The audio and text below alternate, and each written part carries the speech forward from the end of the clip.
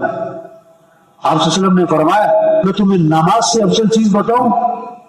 ارے نماز سے افضل؟ دوسری بات فرمائی میں تمہیں روزے سے افضل چیز بتاؤں؟ تیسری بات فرمائی میں تمہیں صدقہ خیرات زکات سے بھی افضل چیز بتاؤں؟ اب کان کھڑے ہوتے سب، اچھا نماز سے افضل، روزے سے افضل، صدقے سے افضل؟ صحابہ نے سے حضور کیوں نہیں، ضرور بتائیں۔ فرمایا آپس میں اتفاق سے رہنا، پیار محبت سے رہنا، یہ نماز سے، روزے سے، صدقے سے بھی افضل ہے۔ بہت توقع ہے، بہت نمازیں، بہت اشراق ہے، بہت تہجد ہے، بہت تلاوت ہے، بہت اعتکاف ہے، بہت عمل ہے، لیکن جھگڑے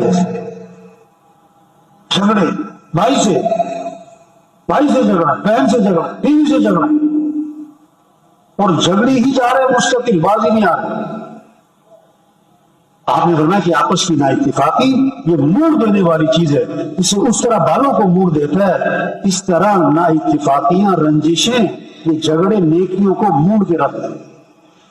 تو بھائیو جتنے ساتھی بیٹھے نا، جس کا جھگڑا چل رہا ہے سب نیت کرو جھگڑا ختم کرنا ہے انشاءاللہ۔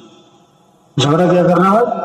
کیسے ختم ہوتا ہے جھگڑا کیسے ختم ہوتا ہے؟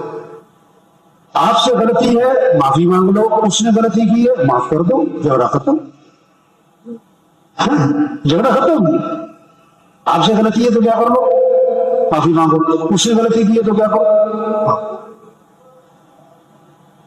اس فارمولے پر آ جاؤ تو 1 منٹ میں جھگڑا ختم۔ اس فارمولے پہ نہیں آؤ گے تو 10 سال تک جھگڑا ختم نہیں ہونا۔ معاف کرنا سیکھے۔ آپ صلی اللہ علیہ وسلم نے فرمایا تم لوگوں کو معاف کرو اللہ تمہیں معاف کر دے، تم لوگوں کے ساتھ نرمی کرو اللہ تمہارے ساتھ نرمی کرے، تم لوگوں کے ساتھ درگزر کرو اللہ تمہارے ساتھ درگزر کرے۔ اس لیے بھائیوں سب سے گزارش جھگڑے ختم کریں۔ کتنوں کی بہویں ناراض ہو کے گئی، کتنوں کی بیوی سال سے کہیں بھی آپس میں بول چال نہیں ہے، ایک گھر میں رہتے ہیں، ایک محلے میں رہتے ہیں، بھائی بہت خوب بات نہیں کر۔ شب قدر کا وظیفہ کیا ہے؟ 4 قسم کے لوگوں کی مغفرت نہیں ہونی شب قدر میں۔